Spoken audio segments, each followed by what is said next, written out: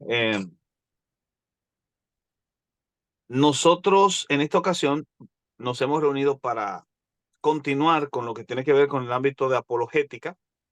Y una de las herramientas de la apologética es el uso de ciertas ciencias auxiliares.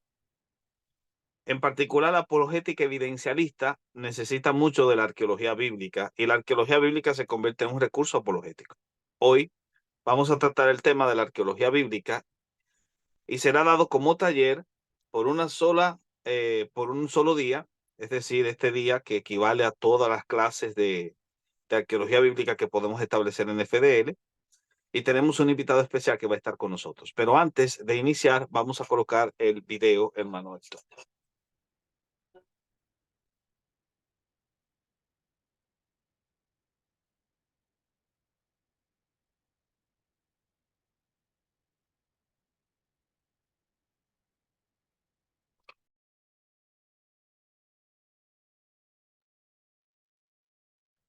No se escucha, amado.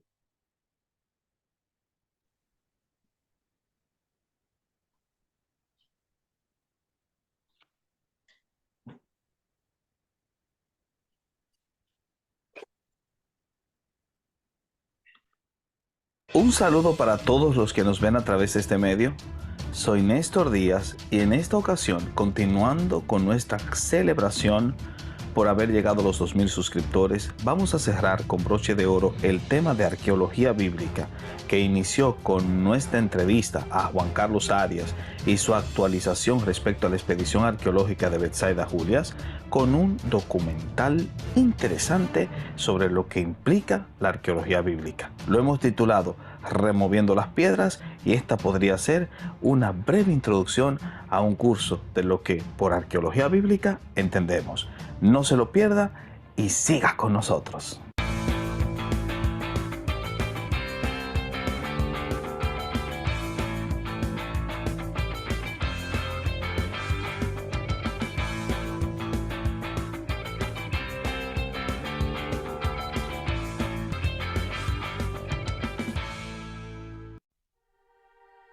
La arqueología es una disciplina de alta importancia, puesto que permite al investigador analizar el pasado en base a los restos legados por este. Hasta el momento, todas las disciplinas, principalmente las históricas, han desarrollado su propia metodología para registrar el pasado, confirmando su presente. La teología no podía en ese caso quedarse rezagada y por lo tanto cuando los apologetas utilizan los recursos arqueológicos para confirmar los datos bíblicos, debemos llevar nuestras gorras al pecho y hablar no ya de una disciplina didáctica, sino de un arma sagrada. De modo que al hablar de arqueología bíblica nos referimos al estudio de la Biblia en base a su contexto social histórico, en torno a su pasado, un pretérito que puede desenterrarse y reconstruirse. Aclarada la definición, pasemos a hablar un poco de su valoración. ¿Por qué es importante la arqueología bíblica? Sin duda alguna, cuando usted inmediatamente piensa en arqueología, la imagen que le llega es la de Indiana Jones. Un tipo con sus eternos vaqueros, las botas de soldado y el látigo enrollado escalando un precipicio con una mano, mientras con la otra se agarra el sombrero. Honestamente, ha sido sugestionada por Hollywood de tal manera que cuando escuchamos sobre arqueología creemos que arqueólogo es sinónimo de un superhombre que puede saltar edificios, levantarse de los escombros con un cáliz en la mano y besando a la chica más coqueta del planeta al puro estilo de Harrison Ford. Lo cierto es que la vida del arqueólogo no es tan emocionante. De hecho, las excavaciones son muy aburridas. Te dedicas completamente a observar cada piedra, cada ruina, cada cueva en busca de un tesoro que reluzca en lo más recóndito y lo único que recibes como recompensa es polvo en tus anteojos.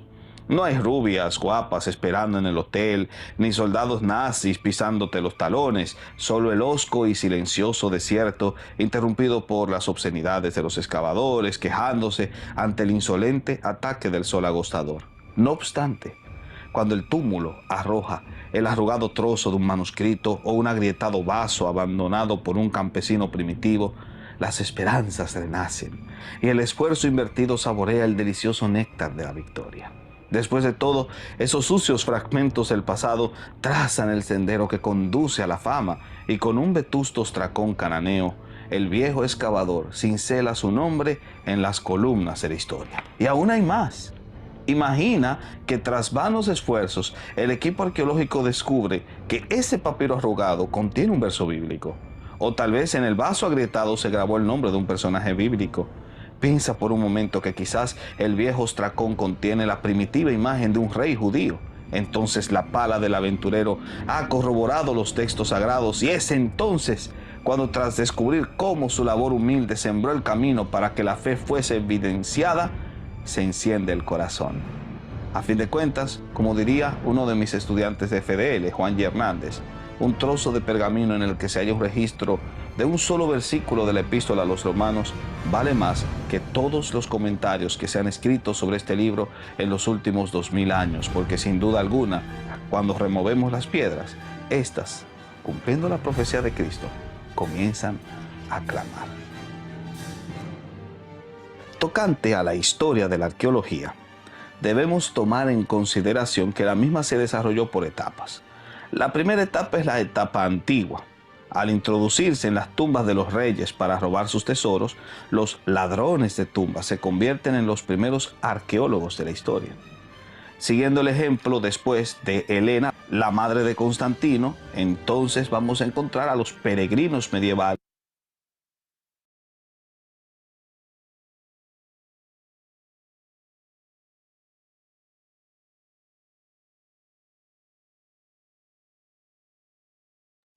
Estás en silencio, Néstor. Este era un video introductorio, simplemente, ya lo habíamos sugerido para que lo vieran. Si quieren verlo completo van a aprender muchísimo. Pero hoy nosotros vamos a tener a un invitado especial que justamente es arqueólogo. Él ha participado en la excavación arqueológica de Betsaida Julias. De hecho, compartí un enlace esta mañana, me parece, de la entrevista que tuvimos de cuando él nos estuvo actualizando sobre el tema de Betsaida Julias. El artículo que él escribió fue un artículo inédito de la actualización en español, de la actualización de la excavación de Betsaida Julias y salió justamente en la revista de Contracultura.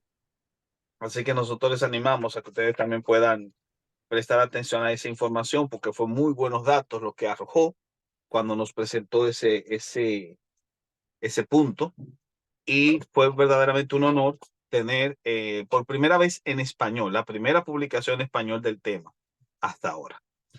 Así que hoy nos hace el honor y FDL se viste de gala para recibir a nuestro querido amigo y hermano Juan Carlos Arias, miembro de la expedición arqueológica a Betsaida Julias, y me parece que el único latino de todo el equipo, ¿verdad? El único latino de Sí, todo el el equipo. único, el único. El único latino y mi esposa Sandra también, que nos acompaña siempre en la excavación. Somos los latinos. Sí, Sí, sí, la porque, única pareja, una pareja de latinos, la única sí. pareja.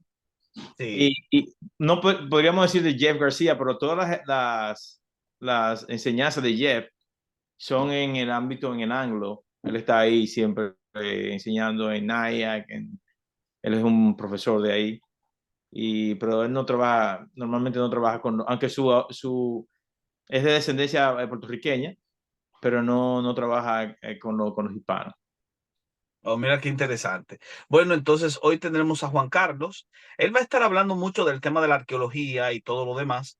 Y al final vamos a tener una sesión de preguntas y respuestas para que ustedes tengan sus micrófonos habilitados y puedan entonces hacer las respuestas. Si en dado caso tienen dificultades con el micrófono, escríbanla que Héctor entonces se encarga de leerlas. Así que ya lo saben, con Dios y con nosotros, mi buen amigo y querido hermano Juan Carlos, que siempre está dispuesto para ilustrar a la gente y eso es algo hermoso. Qué bueno que estás aquí.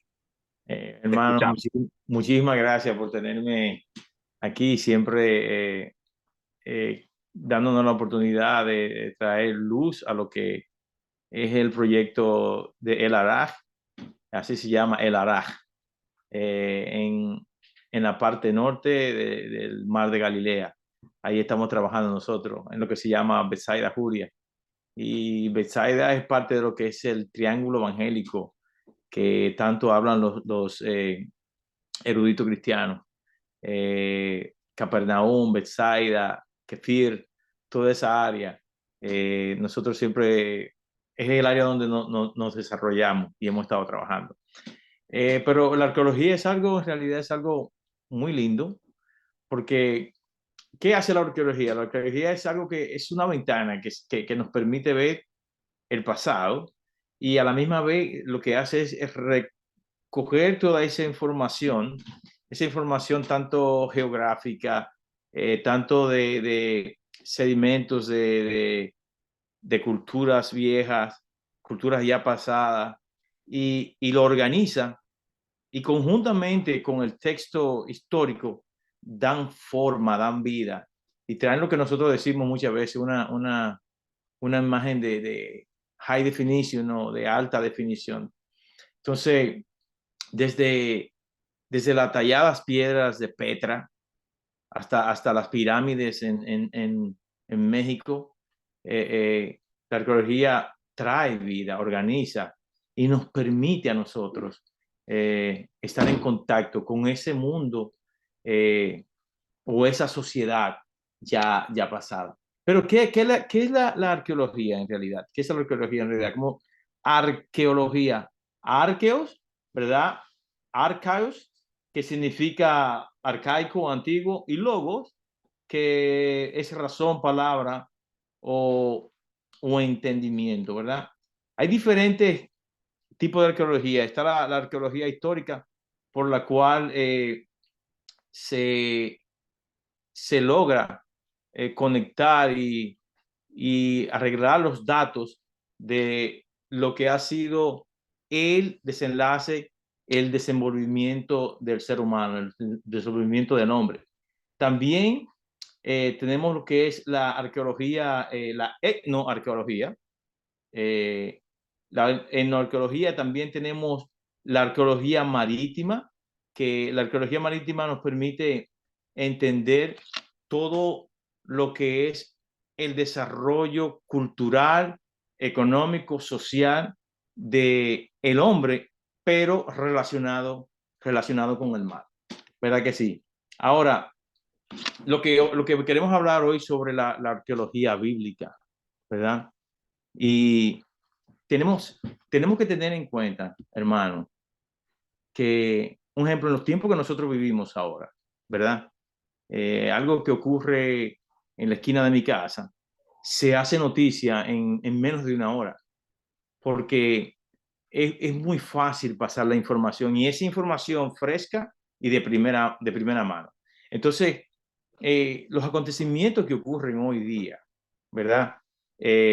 Son fáciles de guardarlo, de ordenarlo, porque hay una facilidad de que todo puede ser comunicado alrededor del mundo en un espacio corto de un corto tiempo y con imágenes y con escritos es bien fácil. Pero cuando nosotros nos podemos a imaginarnos, un ejemplo en la arqueología bíblica, tenemos que entender que los hechos ocurridos en aquel entonces, los hechos ocurridos en los textos bíblicos, son orgánicamente organizados o podríamos decir contaminados o dirigidos por las sociedades previas a nosotros.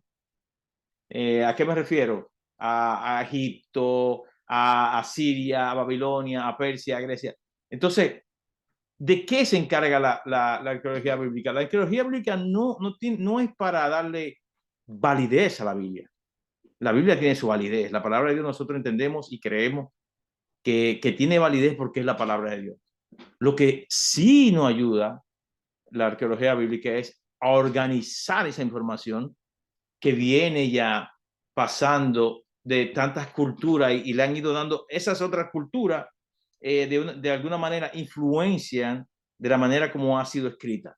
Entonces, la arqueología lo que hace es agarrar esto y ponerlo en el lugar donde le corresponde, teniendo en cuenta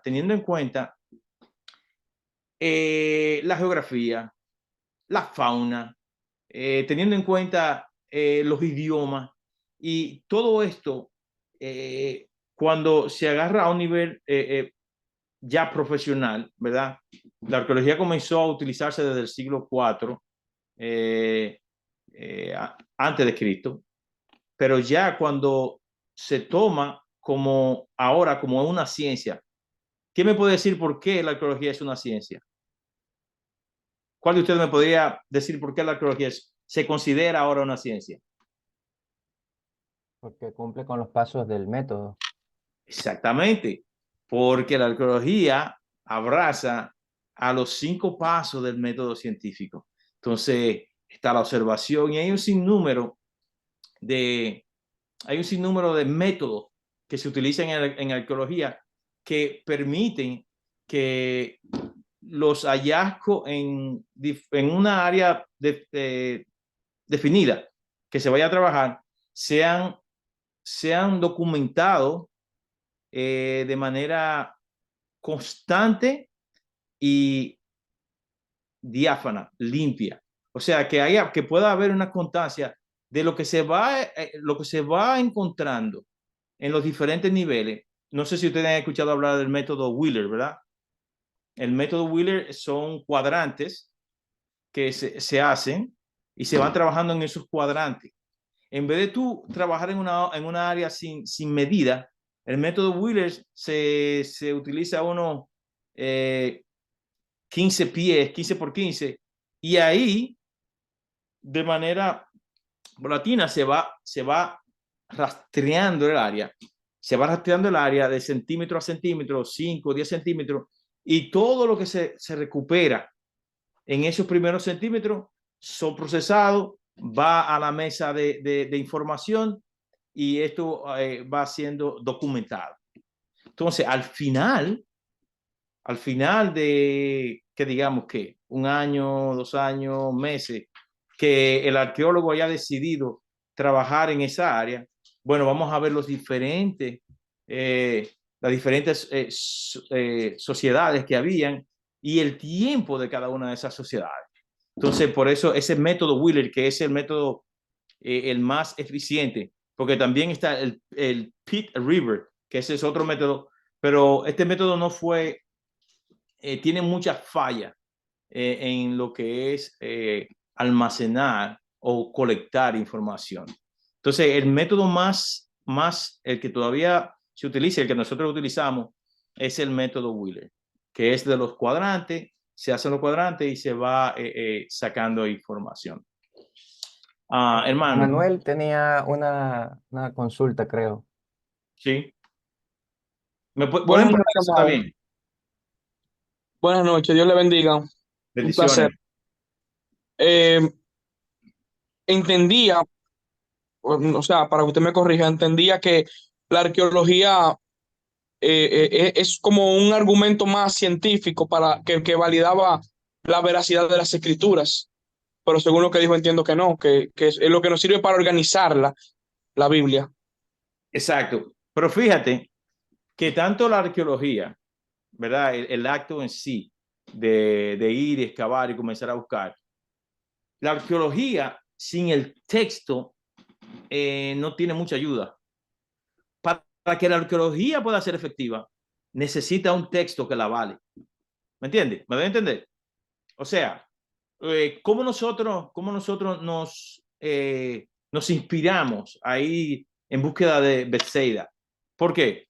Porque Bethsaida es una ciudad o es una villa pesquera que está en la Biblia y está mencionada en diferentes partes de la Biblia. Pero ¿qué sucedió?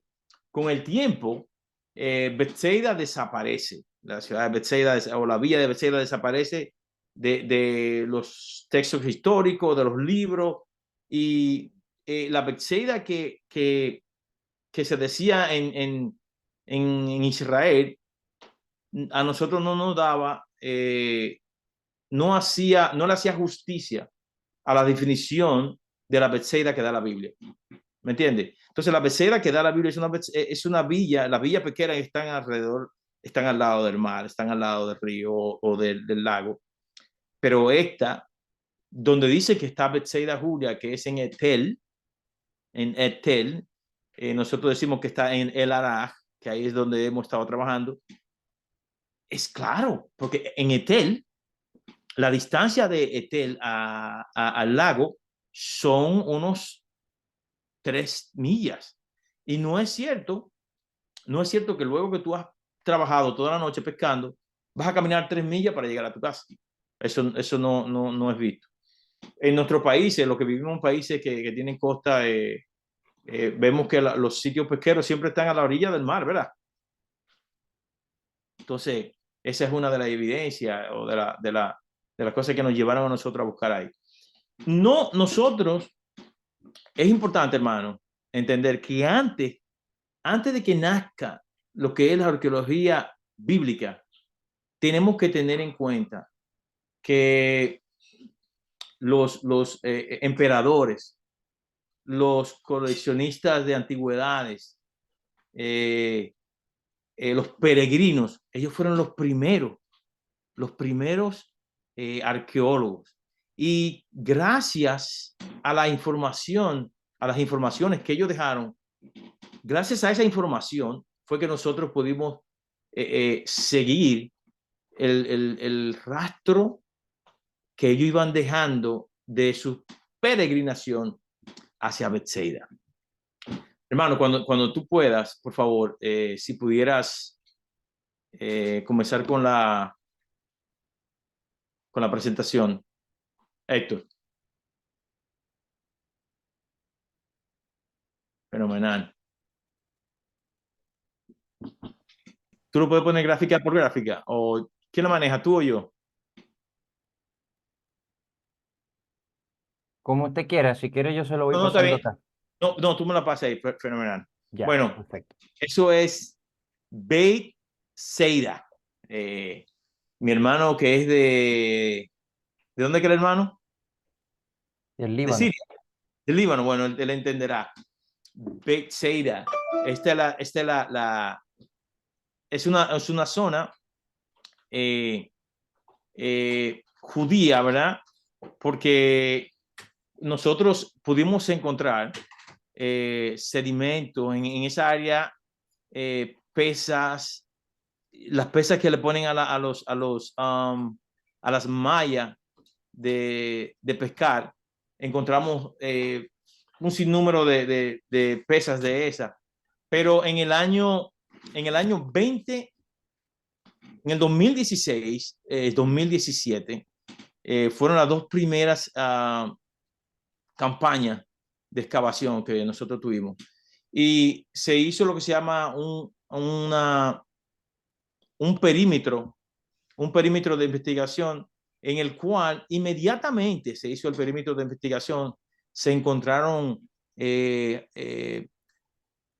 parte de vasijas romanas, también parte de pilares, de columnas del periodo bizantino. Y todo esto nos fue a nosotros dando la idea de que deberíamos de comenzar a excavar en ese lugar. Luego que pedimos permiso, se nos dio la oportunidad de comenzar a excavar ahí. El próximo periodo, hermano. La próxima, por favor. ¿Dónde estamos nosotros ubicados? Estamos ubicados en el noroeste del Mar de Galilea. Y ahí está, al sur del Mar de Galilea, está lo que se llama Tiberia. Unas millas a la derecha, sí, al sur, Tiberia, y unas millas hacia la izquierda, en el suroeste, se encuentra Migdal, o de donde viene María Magdalena. Es un área en el cual hubo mucha actividad del Nuevo Testamento. Mucha actividad del Nuevo Testamento, por ejemplo, en Bethsaida, Julia, donde el Señor le sanó al hombre que tenía la mano seca también. Y hay varios aspectos bíblicos que arrojan mucha luz a esa área. El próximo, sí, por favor. ¿Qué encontramos en Bethsaida, verdad? Cuando nosotros buscamos, como le dije anteriormente al hermano, el texto conjuntamente con el lado que se va a excavar es bien importante. Un lado vacío, sin ningún texto que lo apoye, no hay información, no hay mucha información. No sé, es solamente algo bardío. Muy difícil que se le pueda dar valor a algo que solamente está ahí sin saber qué es, qué ha pasado. Se puede ver si era un edificio, pero no, es un edificio mudo, no tiene ningún tipo de explicación porque no hay un texto que le ayude, que le soporte, ¿verdad que sí? Pero cuando nosotros leemos a Plinio, el viejo, Plinio habla sobre Betsaida, dice, voy a leer en el párrafo, dice, la mezcla del agua con la pestilencia. Esto está hablando, ahí no está hablando del mar de Galilea en sí, ahí está hablando del mar muerto, ¿verdad? Además, tan pronto como cruza el valle y se ofrece la oportunidad, se desborda un lago llamado por mucho el lago de Genesar. El lago de Genesar, que es el mismo, el mar de Galilea. Mar de Galilea, el único que le dice el lago en los evangelios es el evangelio de Lucas. Es el único que le llama correctamente como lo es, un lago, que tiene 16 millas de largo y 6 de ancho. Todo ese alrededor está, por ejemplo, está Betsaida Julia, está Hippo, está Tiriquea, y algunos dan el nombre como al sur queda lo que se llama Tiberia. Tiberia, que era conocida por sus aguas termales también. Continúa, hermano. Entonces vemos cómo la información, diferentes fuentes apuntan a que en ese lugar había una villa pesquera que se llamaba Betsaida. ¿Dónde se menciona Betsaida en los evangelios? Bueno, está en Marcos 8:26. Dice, cuando llegaron a Betsaida, algunas personas le llevaron un ciego a Jesús y le rogaron que le tocara. Él tomó de la mano al ciego y lo sacó fuera del pueblo. Después, ve lo que quería decir, es mencionado Betsaida. También Jesús alimenta a los 5,000. Cuando regresaron los apóstoles, yo no puedo ver mucho porque está muy pequeño, le relataron a Jesús lo que habían hecho. Él se los llevó consigo y se retiraron a un pueblo llamado Betsaida. ¿Ven? Así que la mejor fuente de información está en los evangelios, ¿verdad? Y los evangelios son los escritos que nos ayudan a nosotros a tener esa urgencia de poder encontrar esa villa pesquera que de origen judío. ¿Verdad que sí? Hermano, por favor, el próximo slide. Herodes Filipo también. Herodes Filipo fue quien da a Betsaida, le cambia el estatus de una villa, de un lugar pesquero, ¿verdad? Donde habitaban meramente judíos. Ahora, este tetrarca viene y le cambia de posición y ahora le dice, es un polis. ¿Por qué es un polis? Porque ahora es una ciudad amurallada, y hay gimnasio. Una de las características de las ciudades donde habían indicadores de que habían soldados romanos, que había una base romana, era que los romanos, para aquel entonces, ellos utilizaban una especie de baño sauna. Habían unos mosaicos huecos por dentro, en lo cual, oye hermano, estamos hablando del primer siglo, 2000 y pico de años atrás, donde ellos, por medio de se llamaba tibulea, son una especie es una especie como ¿cómo se llama? Unos mosaicos huecos. Entonces, por el medio de ese hueco cruzaba agua caliente y esta agua servía como baño sauna. Entonces, este señor, Herodes Filipo, él es quien le da ahora a esta ciudad, la cambia de estatus de villa pesquera, la sube ahora a el estatus de polis. Continuamos, hermano. El próximo slide, por favor. Ok. Aquí, ese sí. Esta es la ciudad de Bethsaida. Como se cree que si miramos hacia el sur, ¿verdad? Estamos mirando hacia el sur. Allá abajo está lo que es Tiberias, pero a la derecha está Capernaum, toda esa área de Capernaum.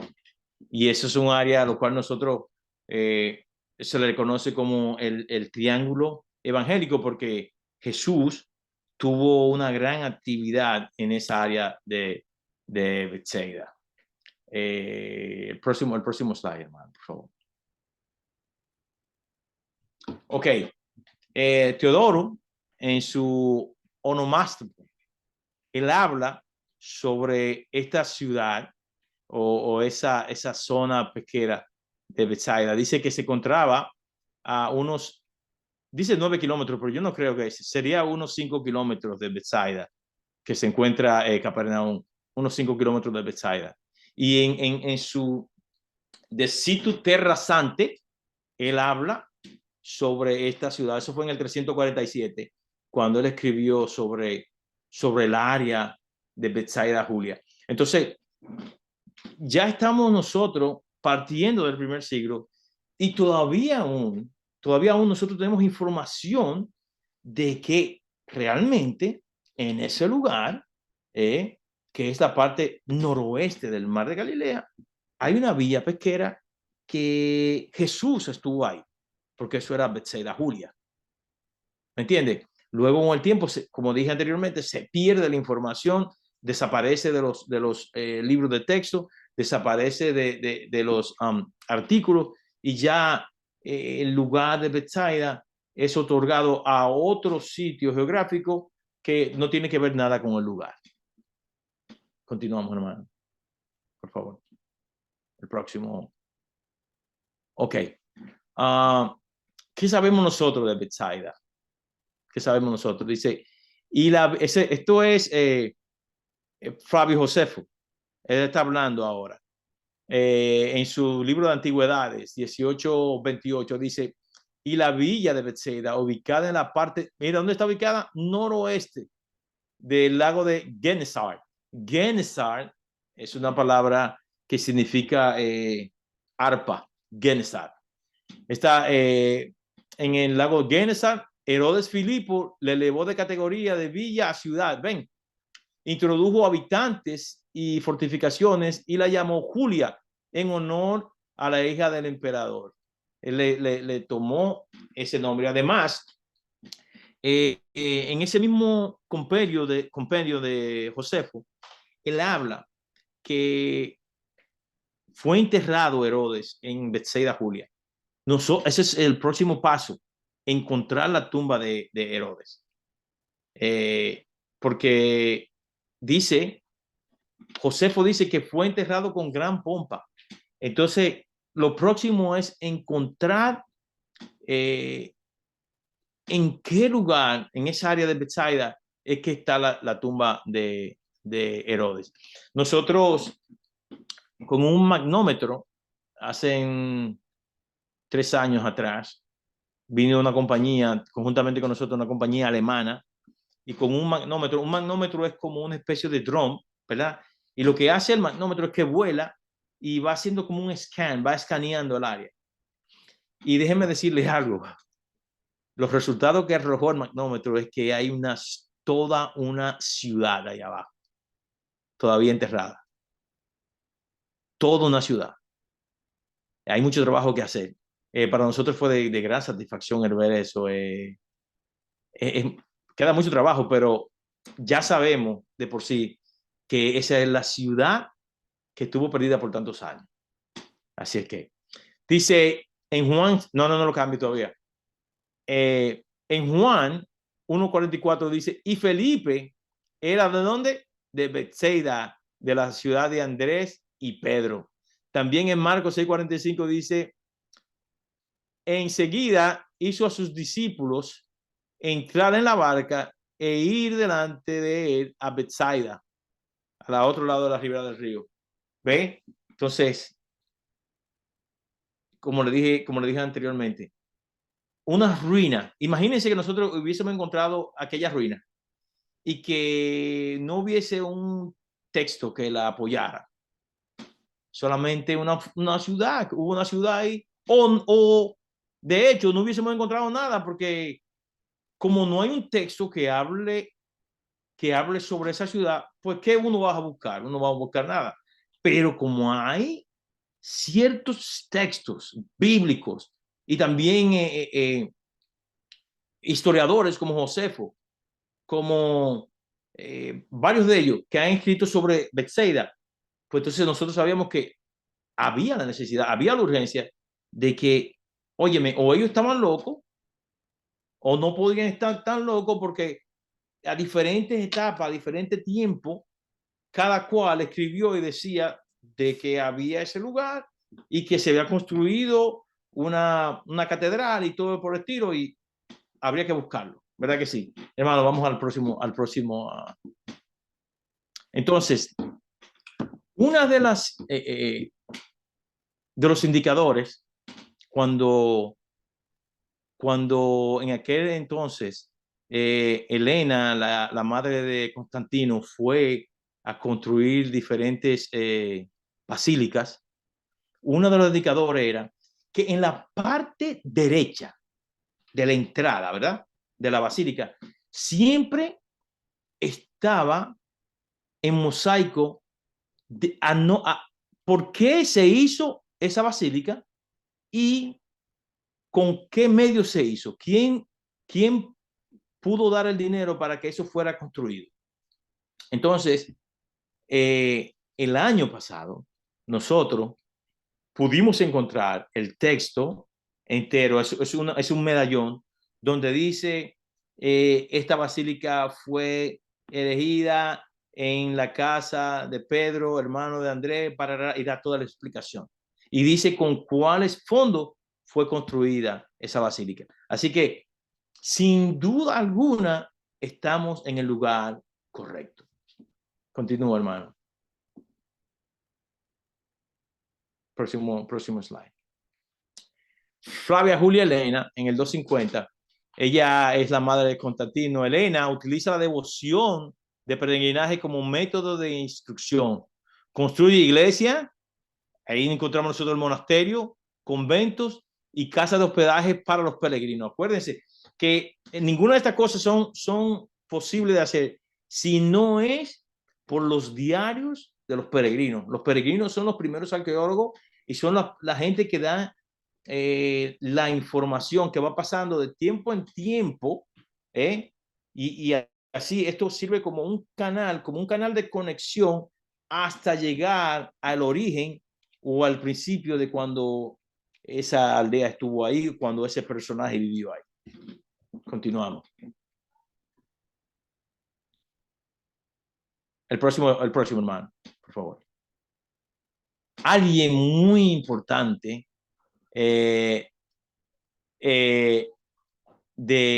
año 381 fue Egerina de Galicia. Esta mujer a una edad muy joven, dicen que con la ayuda de su hermano, con el dinero de su hermano, ella se fue a Tierra Santa y ella comenzó a hacer como un sketch de información sobre todos los lugares que ella fue encontrando en aquel entonces. Ella fue a Capernaum y en Capernaum ella hablaba de cómo en la casa de la suegra de Pedro, y da toda la información y podemos ver cuando vamos a Capernaum ahora, que es exactamente ubicado donde Gerina dice en sus escritos que estaba la casa de la suegra de Pedro. Continúa, hermano, por favor. Ajá, el Bishop Willable. Willable, gracias a él, cuando Willable, encontramos los escritos de Willable, él dice que en la ciudad donde se levantó una catedral, una basílica, perdón, para donde estaba habitado, donde vivía Pedro y sus hermanos. Dice que en ese lugar se habían levantado una basílica. Entonces, cuando él da esta información tan directa, que habla de la basílica, ya sabemos por otros puntos en Galilea y en Jerusalén, donde se habían elegido basílicas de lugares claves de los evangelios, habíamos entendido ya que en la parte derecha de la puerta principal, siempre, como dije anteriormente, ahí está la información de cómo los fondos, de dónde salieron, a nombre de quién y por qué se hizo. Entonces, es importante, el diario de Bishop Willable fue bien de mucha ayuda para poder encontrar a Bethsaida. Fíjense que hubo un tiempo que el mar de Galilea subió un poco y tapó parte del área. Y solamente porque era muy, muy preciso la información que él dio. Estamos hablando del 784, hermano.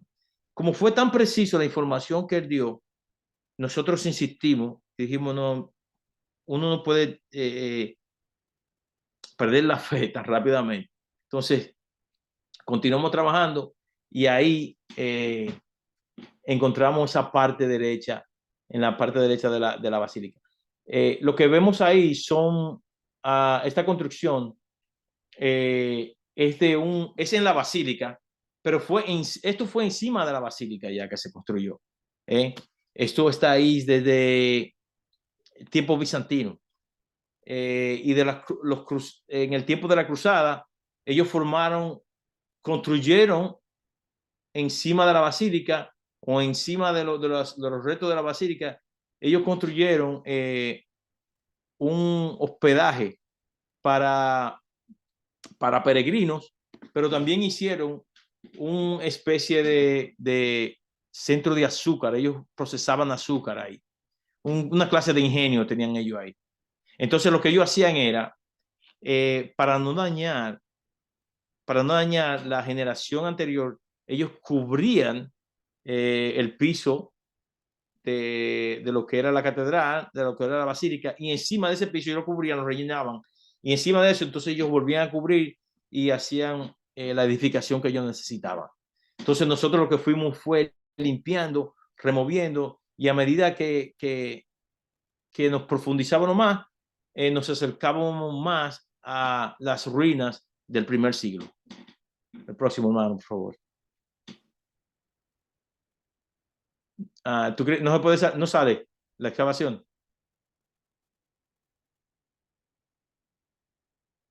Ok. Ahí donde estamos trabajando, ahí estoy yo, Jeff García. Ahí donde nosotros encontramos el medallón, ¿verdad? Parte del medallón que da la información de quién fue quien ordenó la construcción de esa basílica en ese lado. Si ven el piso, cómo se ve ahí ya más limpio. Ahí hay una pared, un muro. Luego de ese muro está toda la información de lo que es la basílica. El próximo, hermano, por favor. Ven, no sé si tú podrías mover el cursor, continúa moviéndolo, súbelo, súbelo. Ajá, ahí, no, vuelve atrás, un poquito atrás. Aquí, un poquito más atrás, un poquito más atrás. No, aquí, donde tú ves en el centro, entra, sigue rodando, muévete a la izquierda, ok. No, tú estabas bien donde tú estabas. Bueno, en esa, ahí, ya no te muevas, ahí. En esa área es la parte central, ¿verdad? De la basílica. Cuando nosotros profundizamos y movimos, cuando nosotros profundizamos y movimos todos esos muros que hay ahí, ya en ese sector de ahí fue que encontramos el centro de la entrada a la basílica. Y ahí es donde está la información del porqué del medallón, de toda la cosa, ¿ok? Continúa, hermano, por favor. Aquí se ve más en la sección sur de la excavación. Se puede apreciar los muros y ustedes saben la satisfacción que nos dio cuando nosotros pudimos encontrar y pudimos ver las calles del primer siglo. Esa calle es empedrada, construida en esa área de Bethsaida, Julio. Es impresionante poder ver cómo en las paredes de tierra se pueden ver los diferentes niveles de sociedad, la diferente cultura, cómo van, y se notan, se ven los espacios, de cómo el tiempo, hay forma de medir el tiempo, porque cada construcción aparecen lo que son monedas, y la moneda es un indicador que te ayuda a darle una ventana de tiempo al lugar donde tú estás excavando o al nivel en el cual tú estás excavando. Entonces, cada nivel, a cierta profundidad, se toma toda esta información, vasijas, lámparas de aceite, todo este tipo de cosas, y se va acumulando toda esta información y ahí uno va viendo, bueno, este tipo de lámpara fue en el año 16 de la era común, y este tipo de lámpara era construida solamente por los judíos y por el tipo de material que tenía. Y toda esta información que tú vas acumulando y vas extrayendo del terreno es la que le va dando forma a lo que es la historia. Vamos al próximo, hermano, por favor. Esto es parte del baptisterio de la iglesia. Ellos tenían su baptisterio. Y nada, nosotros, ahí estoy yo, trabajando en el área de Bethsaida, Julia. El próximo, sí puedo poner el próximo. Todavía ahí no se puede leer, no sé si, no donde yo estoy, en el próximo, ahí al lado, en el lado derecho ahí. Se puede ver un círculo, ¿verdad? Ese círculo efectivo, hermano. Cuando se limpió el círculo, ese círculo da toda la información, es el círculo que decimos que está, ese círculo ahí, está escrito en griego. ¿Por qué está escrito en griego? Porque, bueno, los romanos, ellos eran quienes manejaban eso y una parte, ese era el idioma oficial para hacer negocio y era escrito en griego koiné, en griego antiguo. Sí, exactamente, ahí lo puedes ver. Luego que se limpió, se puede leer perfectamente, porque hay ciertos químicos que se utilizan para la lectura de ese mosaico para que no se le haga daño. Todo ese sector, hermano, es un mosaico bien precioso con colores y es de muchísimo valor. Bien interesante. Vamos al próximo.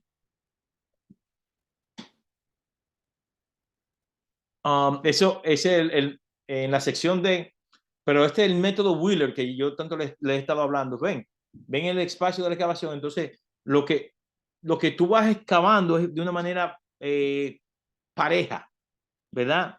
Es algo sistemático. Entonces, todo lo que se encuentra en ese espacio ¿verdad? Del terreno, se documenta, luego se continúa bajando y hasta que se le da forma a, qué sé yo, cuántas generaciones pueda uno encontrar. Vamos al próximo, hermano.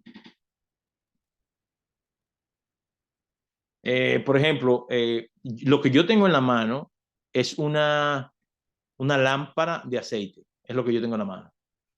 Y sí. Y lo que está, esto no, eso ahí es un envase romano de perfume, ¿verdad? Estamos hablando del primer siglo. Todo lo que tenemos ahí del primer siglo. Y lo que yo tengo en la mano, hermano, ruédalo para que se pueda ver, es una lámpara judía.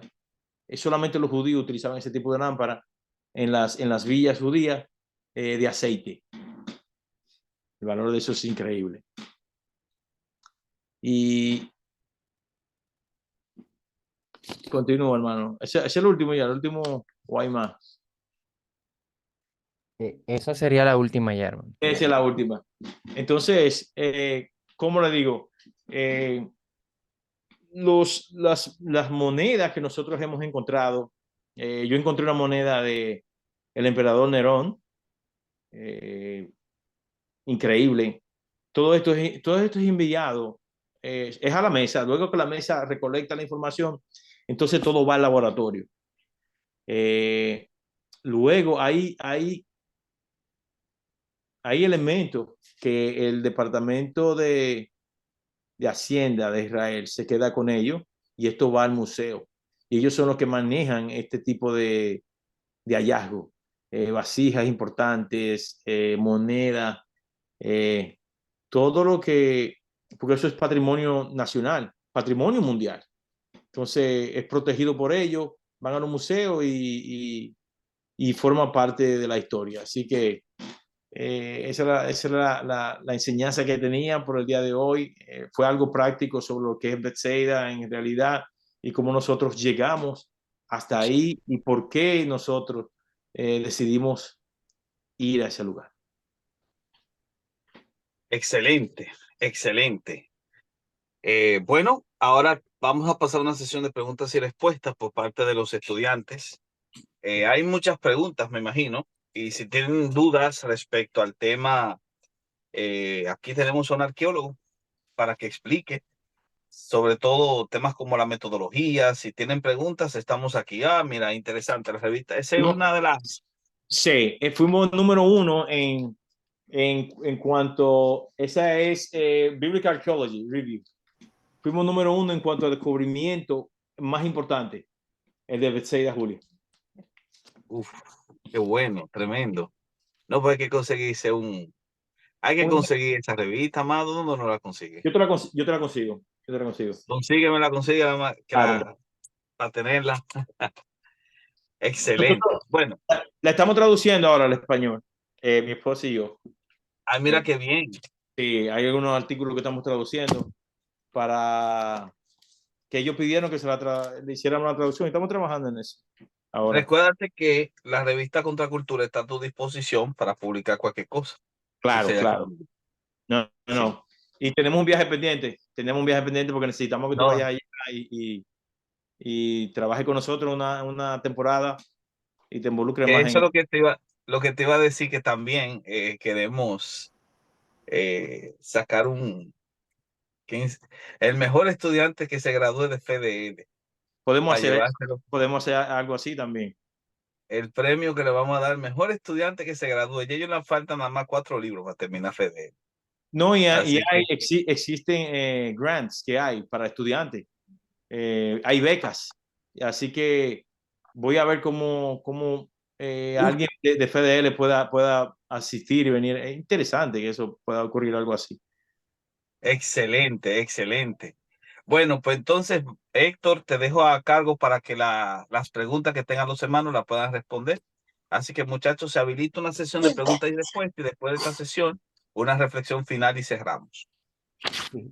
Bueno, yo les solicité allí para que reactivaran sus micrófonos todos, o no sé si quieren hacerlo levantando la mano, yo estoy aquí como lo decía.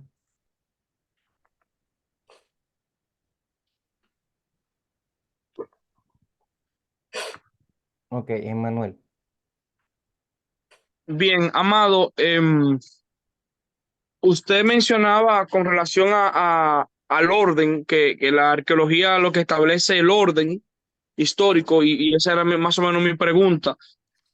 ¿Cómo, cómo puede un descubrimiento darle origen o organizar la historia? Pero cuando usted mencionó el tema de la moneda, fue Ujú. parte de la respuesta a esa pregunta. Pero si pudiera, no sé, si hay algo más que pudiera abundar en esa pregunta de cómo es, qué quiere decir eso, que la arqueología organiza la historia. Hay algo que se llama secuencia estratigráfica, que es lo que ocurre cuando estamos en los cuadrantes. Entonces, fíjate cómo trabaja eso, hermano. En esa secuencia, cuando se va peinando el terreno, ¿verdad? No sé si hablé de eso o no. Cuando se va peinando el terreno, decimos, vamos a peinar unos 2 centímetros, ¿verdad? Entonces peinamos toda el área del cuadrante Wheeler, 2 centímetros, sale toda esa información, volvemos del otro lado hacia acá, hacia del lado derecho hacia el izquierdo, 2 centímetros más, saca toda esa información. Entonces todo eso, hermano, Mario, va yendo a la mesa de recolección de datos. Entonces ahí aparece la moneda, aparece por ejemplo, una lámpara de aceite, aparece una pesa de, de pesca. Esas mallas de pescar, todas tenían una pesa alrededor. Entonces, cuando se tira, eso era lo que ayudaba a darle peso para que pudiera bajar.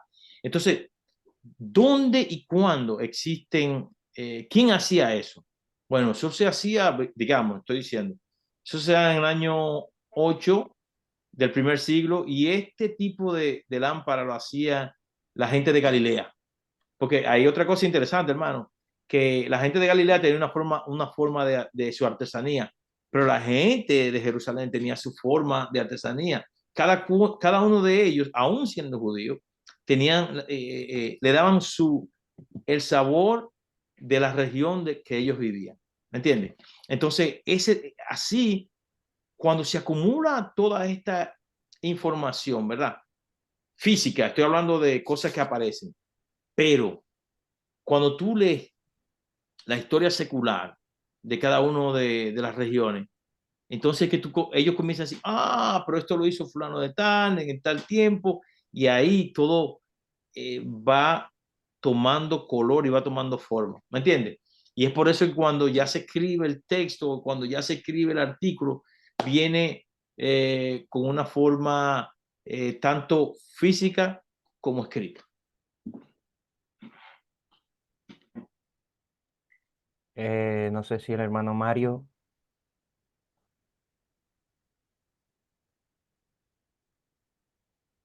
Hay alguien, Gustavo, tiene la mano levantada. Gustavo. Vamos con Gustavo entonces. Sí, bueno, primeramente, sí me escuchan, ¿verdad? Sí, sí. Bueno, primeramente, gracias por estar acá, para ayudarnos a descubrir este mundo maravilloso que ofrece la arqueología. Pero me gustaría hacerte una pregunta, y me atrevo a hacer esas preguntas que dicen, no hay preguntas tontas, pero me voy a atrever a quizá No, no hay. a romper esa regla. No, no, no. ¿La arqueología se considera una ciencia? Eso fue la primera pregunta que hicimos. Ok, yo llegué Héctor, tarde. Héctor, dile. Sí, sí, es una ciencia Por- porque cumple con rigurosidad todos los pasos del método científico. Perfecto, gracias. Ahora, ¿cómo podemos saber lo que ahorita en el tiempo moderno, cómo discernir entre lo que es aparentemente información arqueológica con sesgos y que llegan a afirmar cosas sin realidad poder nosotros tener no sé, esa es mi pregunta, ¿dónde encontrar? ¿Cómo Déjate doy un ejemplo puntual. Me encantaba el History Channel, Discovery Channel y todo eso, y y ya después lo dejé de ver porque realmente eran cosas que ofendían mi inteligencia. Fíjate, muchos de los arqueólogos y de los scholars, los entendidos, ellos tienen mucho cuidado cuando ellos escriben. Y para dar una opinión, ellos le dan mucha vuelta a dar una opinión porque el nombre de ellos no lo quieren tener involucrado en nada que no sea meramente cierto, que no sea algo que no sea eh, a- Verídico. verídico, validado por algo, ¿me entiendes? Entonces, incluso cuando escriben artículos profesionales para revistas siempre ellos dejan esa endija abierta bueno, yo digo esto, pero posiblemente pueda ser algo diferente. ¿Me entiendes? Nunca ellos quieren tomar responsabilidad de que fulano dijo esto y lo dijo en tal fecha. No, ellos no quieren tomar ese tipo de responsabilidad. Entonces, cuando ocurre algo básico, algo que sale la información, un ejemplo, ahora que en Jerusalén, por debajo de los muros, ellos han encontrado todo un canal que conecta con el palacio de Hezekiah, el túnel de Hezekiah. Entonces, eso no tienen temor a decirlo, porque ¿qué? Porque la Biblia habla de ese tiempo en el Antiguo Testamento y habla de esos canales. Entonces, lo que el arqueólogo que lo encontró, sin temor alguno, dijo, estos son los túneles que hablaba ese Kaya. Bueno, esas son, no hay problema. Porque están los túneles ahí, pero está el texto bíblico ahí también. ¿Me entiendes?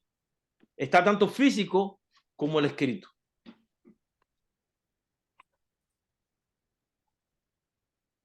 Es decir, que es como hay información paralela que se puede cruzar para evidenciar una con la otra. La otra, claro, que le sirve de apoyo, le sirve de apoyo. El texto se sirve de apoyo ambas, pero cuando se encuentra el campo, la ruina, y está el texto bíblico, o no tiene que ser un texto bíblico, tiene que ser un escrito de Josefo, por ejemplo, está ahí, ¿me entiendes? La batalla de Gambla, por ejemplo, cuando Josefo da la definición de qué pasó. Cuando tú estás en Gambla y tú miras, tú dices, wow, es exactamente como él dijo.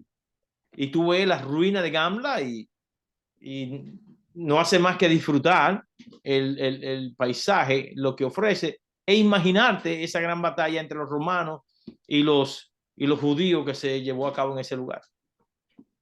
Mira, qué interesante. Hay dos manos levantadas, por cierto, la del pastor Josh y la de Wilber. Pero lo que tú dices me recuerda a lo que escribió Eilat Mazar, la Ajá, arqueóloga israelí. sí. Ella decía, la Biblia es el único texto religioso que usamos como fuente de información. Eso Hemos es. comprobado que la misma sirve como una especie de manual. Si dice que en algún lugar determinado existió una ciudad, excavamos donde nos indica y los resultados nos sorprenden. No existe otro libro que pueda cumplir dichas características. Si eso no te da satisfacción. Claro Sí. que sí. Bueno, vamos a escuchar al pastor Josh y luego a Wilber. El pastor tiene la mano levantada. Tiene que decirle que hable. ¿Ahora me escuchan? Sí, sí. Fuerte y claro. Bueno. Muchas gracias primero, hermano Héctor, hermano Juan. Preciosa presentación y por supuesto al hermano Néstor. Es un placer recibirlos. Soy el que recibo la gente en FDL, por eso una parte del premio me toca a mí y con toda la humildad lo digo. Pero una pregunta, hermano Juan. La arqueología necesariamente tiene que andar con la historia, ¿verdad? Claro que sí. Necesariamente. Ellos se ponen bravos, los arqueólogos, pero la realidad es esa, porque una ruina, hermano, una ruina sin ningún tipo de explicación. ¿Qué son? Ruinas solamente. Y sabemos que algo histórico pasó, pero si no hay un texto que lo avale, no es nada. ¿Me entiendes? Entonces, Sí, sí. para que la arqueología pueda tener un valor, tiene que estar avalada por un texto bíblico o un texto secular. Bien. Otra pregunta que mucho me llama la atención, porque en mi país, seguramente conoce, hay muchas ruinas arqueológicas. Sí. Y una de las cosas que siempre me llamó la atención, y la verdad ahora es el momento, una pregunta, ¿por qué siempre las ruinas se encuentran, digamos, bajo tierra? Sí, por lo que dije anteriormente, lo que ocurre con esto es que cuando pasa el tiempo, llega a una sociedad, ya esas ruinas no hay muro. Entonces lo que ellos hacían era, porque había un respeto, existía ese respeto a la etnia. Entonces cuando llegaba este nuevo grupo, tapaban todo este monumento o lo que fuese ahí, un castillo, lo que sea, lo derribaban y construían encima de ese castillo. Y muchas veces, ellos, de una manera intencional, tiraban monedas y artefactos para que cuando pase el tiempo pudieran identificar qué había ahí. Perfecto. Muchas gracias. Adelante, Wilber.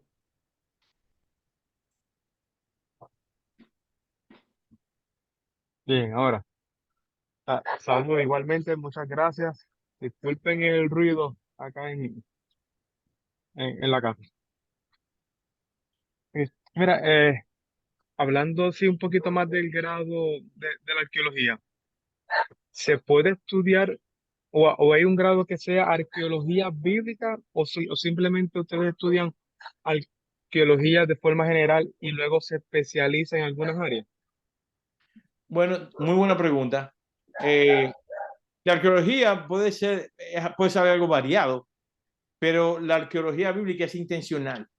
¿Por qué la arqueología bíblica es intencional? Porque trabaja directamente con la Biblia.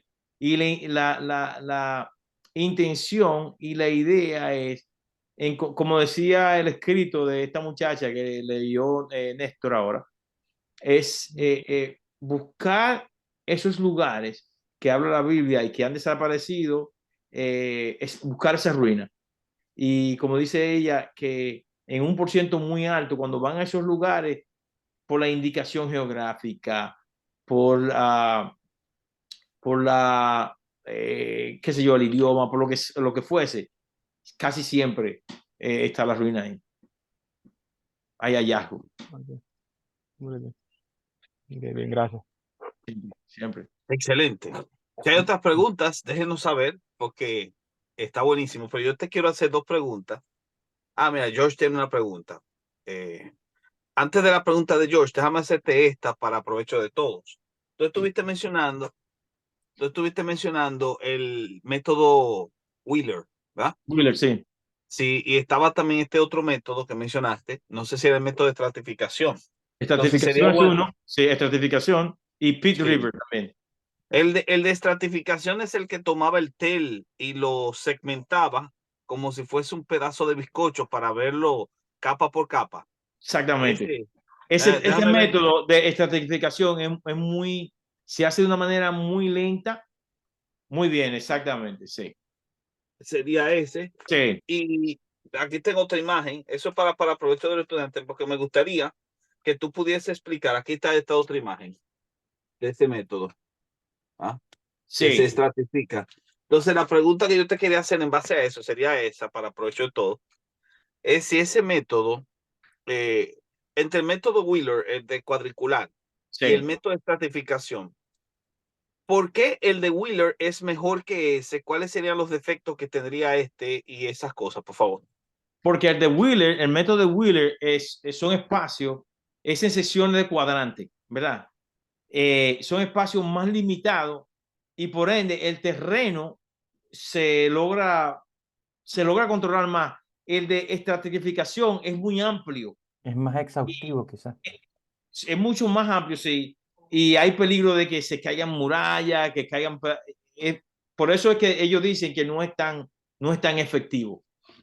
Ahora, cuando el de estratificación se hace, y es en un lugar, un ejemplo, que el terreno está bien curado, está sólido, tú puedes ver los diferentes niveles de sociedades y tú puedes leer el tiempo. Es precioso ese método. Entonces, en ese caso, para explorar eso, tal vez el método de estratificación sea bueno cuando se sabe que se está trabajando en una ciudad que está construida sobre otra y que esta está construida sobre otra y así Sí, sucesivamente, sí. para evitar arruinar la ciudad que está encima, o cómo es.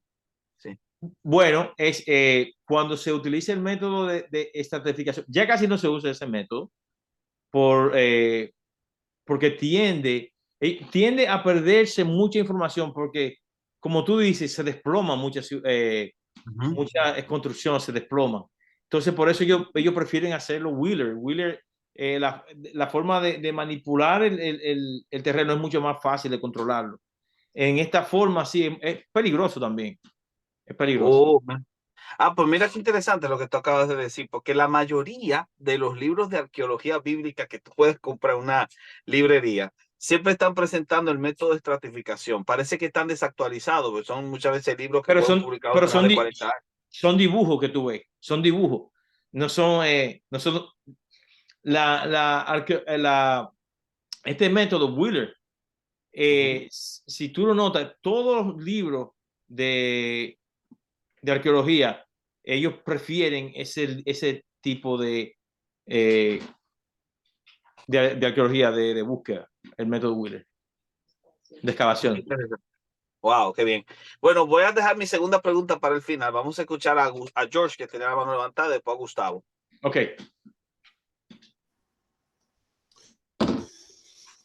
Sí, una pregunta. ¿Un arqueólogo puede ser independiente?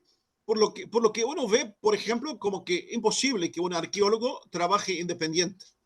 De ninguna manera, tú no puedes, no, tiene que ser, es un grupo.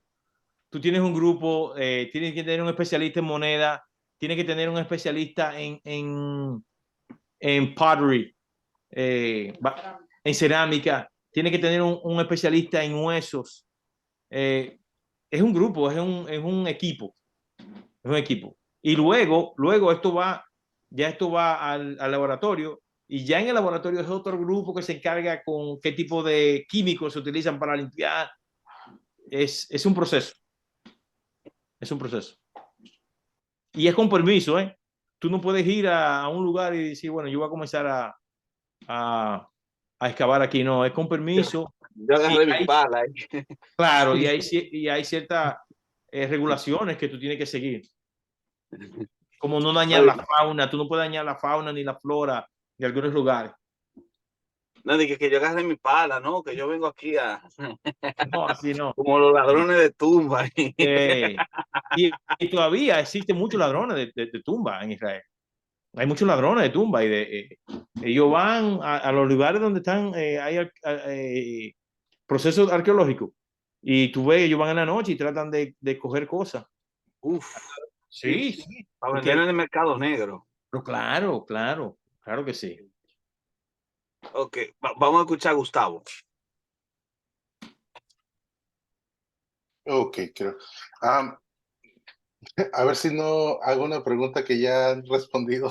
No, tranquilo, Pero, tranquilo. pero sirve de repaso, ¿no? Te tengo una pregunta. ¿Qué hallazgo arqueológico consideras el más impactante a favor de la historicidad bíblica y por qué? Mira, Bethsaida es interesante lo que ha ocurrido en Bethsaida, claro. Bethsaida es mi bebé, pero yo creo que la ciudad de David es impresionante lo que ocurrió ahí. Yo conozco al arqueólogo que la trabajó y qué sé yo, toda lo que ellos encontraron y qué tal lo cuidaron, la ciudad de abajo. Para mí es bien interesante lo que ocurrió con la ciudad de David. De verdad que sí. Si alguno de ustedes tiene la oportunidad de ir a Israel y va a la Citadel de David, va a quedar impresionado de lo bien curado que está eso. Excelente, excelente. Héctor, Bueno, yo quiero solamente compartir dos frases de William Ramsay, que él era un arqueólogo reconocido del Reino Unido y no era cristiano, no era creyente. Pero él dice, tengo dos frases de él acá, una dice, a menudo me encontré en contacto con el libro de los Hechos como autoridad en topografía, antigüedades y sociedad de Asia Menor. Gradualmente me di cuenta de que en varios detalles de la narración mostraba una verdad maravillosa. Y luego dice en otra frase, el relato del doctor Lucas es insuperable en cuanto a su confiabilidad. En este punto estamos describiendo qué razones y argumentos hicieron cambiar de opinión a alguien que partía con la impresión de que la historia había sido escrita mucho después de los hechos y que en su conjunto no era digna de confianza. O sea, todos estos hallazgos arqueológicos que él que encontró partiendo, como tú decías, ¿verdad? De un documento que en este caso era la Biblia y particularmente el libro de los Hechos, le hicieron cambiar su visión de lo que él creía. Precioso, precioso. oye, mira, esto se está poniendo bueno ahora. Mira, yo tenía otra pregunta, pero me han surgido dos más. Sí, Yo no soy, como le dicen, bobo, de perderse las oportunidades de preguntar. Así que pregunto. La primera, la primera pregunta es bien sencilla. Me he dado cuenta que ha habido una participación o una participación más activa de estudiantes y también de eruditos hispanos en los proyectos arqueológicos. sí. Por ejemplo, estoy pensando en tu caso, en Betsaida Julia, que era junto con tu esposa la única pareja de latinos allá, pero también estoy pensando en los muchachos del proyecto Magdala, ¿verdad? Que Magdala, me sí. parece que también. Está lleno Ajá. de los mexicanos están ahí en Magdala. La arqueóloga de Magdala, somos amigos. Es interesante lo que han hecho ahí.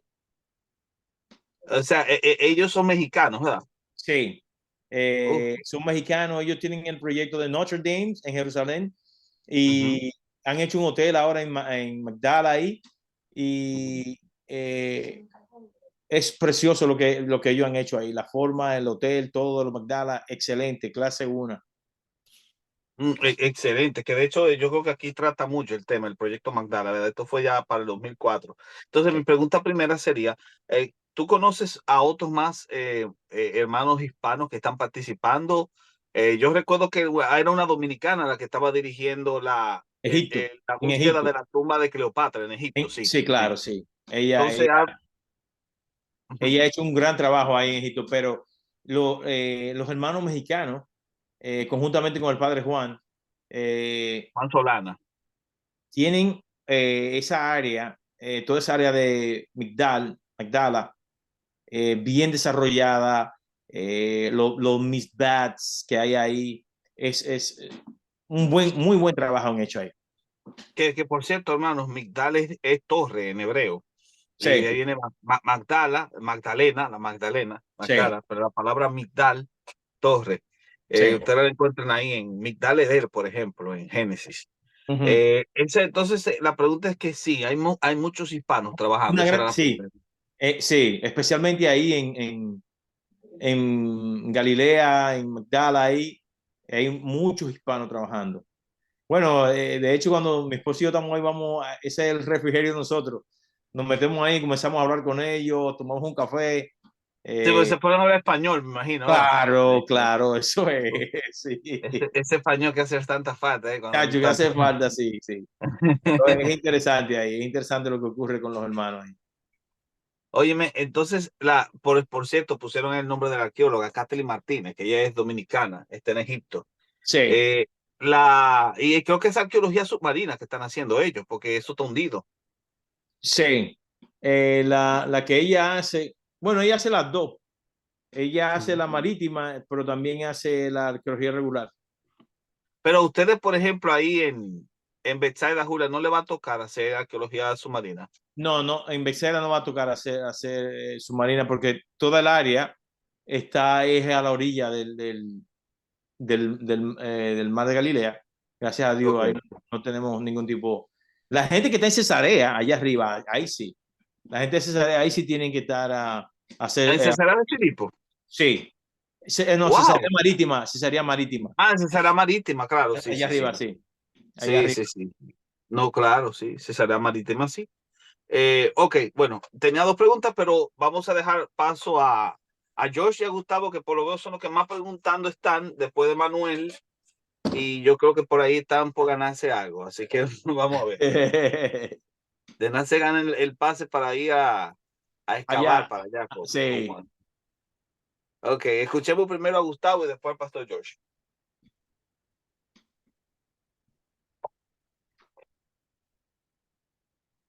No se oye. Ahí. Ahora sí. Bueno, el hermano Néstor hizo que me inspirara en esta pregunta. ¿Qué hallazgo arqueológico te gustaría concretar? ¿Cuál sería no, no, no importa que no esté ahorita o que estés trabajando, pero de las cosas que te gustaría poder descubrir, ¿cuál sería como el hallazgo más importante de tu vida? Si es que hay alguno. Bueno, que yo lo hago, que lo haga cualquiera. Que tú lo hicieras. Bueno, si soy yo, ahora mismo me gustaría la tumba de Herodes. Oh, Uf, Sí, me gustaría. en Herodión. No, porque este es Filipo, Ah, de Filipo, de lo de eh, Filipo. sí, ese está ahí. Dice Joseph que lo enterraron con una gran pompa ahí. Entonces la tumba está ahí. Ahora hay que ver la tumba Wow. sí, la Uf. tumba de Tetrarca, a ver qué tan grande y en qué área, dónde fue que lo enterraron. Ahora, Oye, llévame para allá, loco. tenemos que ir. Llévame, llévame. Ahora, a nivel que sea cualquiera, me encantaría que aparezcan restos del arca. Me gustaría. Del arca de Noé. Oh, ya, ya. Sí. Que alguien pueda subir hasta allá y ver, qué sé yo, algo que arroje luz a eso. Sería algo súper interesante. Sería revolucionario, Sí, muy revolucionario. muy, muy revolucionario. Pero la de lo de Filipo está como más seca, así que. Sí, no, esa está más, sí. Lo que hay que meter mano ahí. No, claro. Mira qué interesante eso.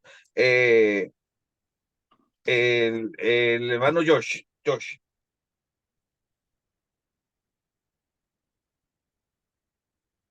Ahí, hermano.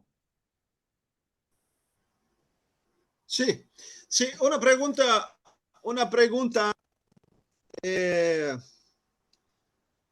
Como somos cristianos, me gustaría hacerte una pregunta. Sí.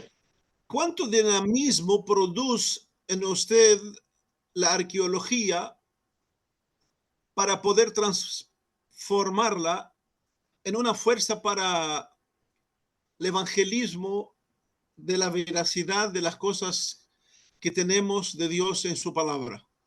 Es decir, produce en ti la arqueología y ese dinamismo.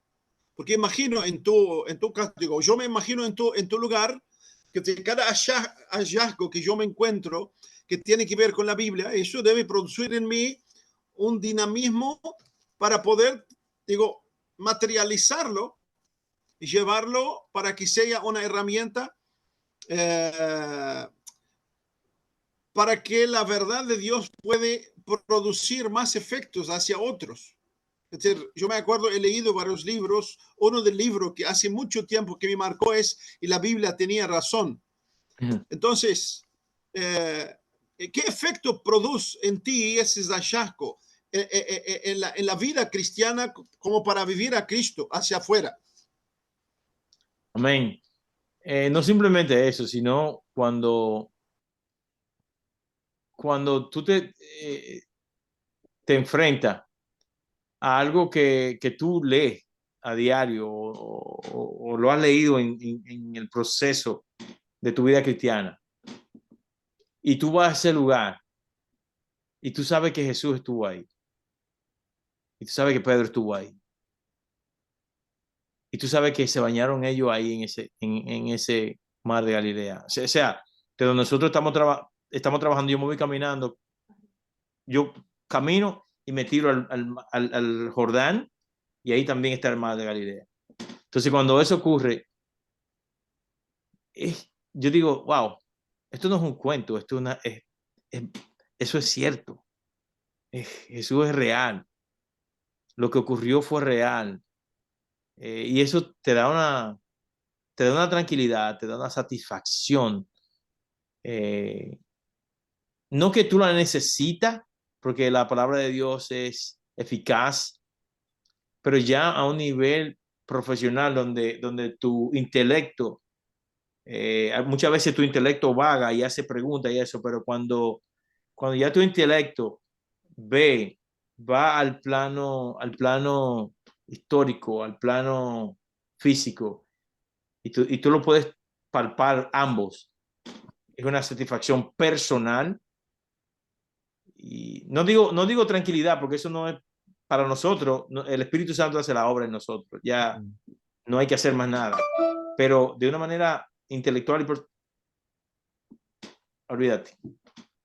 Es increíble. No hay forma, tú no puedes describir. Es lo mismo que ocurre cuando tú vas a donde se pusieron las tres cruces, la de Jesús y los dos ladrones. Cuando tú logras meter la mano en el hoyo de la cruz, donde Jesús, la cruz del medio, que es la de Jesús, cuando tu mano tú la pones en ese hueco, tú quedas como que, wow, él estaba aquí, esta es la cruz, aquí fue donde lo pararon. Y hay cosas como que tú no puedes explicar. Y esa es una de ellas, la sensación que te da. Esa es una de ellas. O el amanecer en Bethsaida. Y tú dices, Jesús miraba ese mismo amanecer. Él la veía. Impresionante. Sí. Y más recordando que cerca de la zona de Bethsaida fue donde ocurrió el milagro de la alimentación de los 5,000 también. Arriba, sí, claro, sí. Y un poquito más arriba, ¿verdad? Donde estaba. Sí. Interesante. Tenemos a Mario. Mario, un hermano que está en España ahora mismo. Mi querido hermano Mario. Buenas noches. Bien, no sé Periscopio si se me bíblico le escucha dicen a eso. perfectamente. Muy bien. Te Pueden escuchamos. oírme, ¿verdad? Ok. Sí,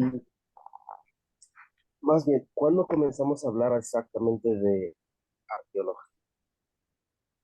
¿Cuándo diremos que empezamos a hablar de arqueología? Si hemos mencionado, por ejemplo, o por lo menos se ha mencionado que la arqueología adquiere su sentido o cobra sentido cuando hay un texto que lo avala.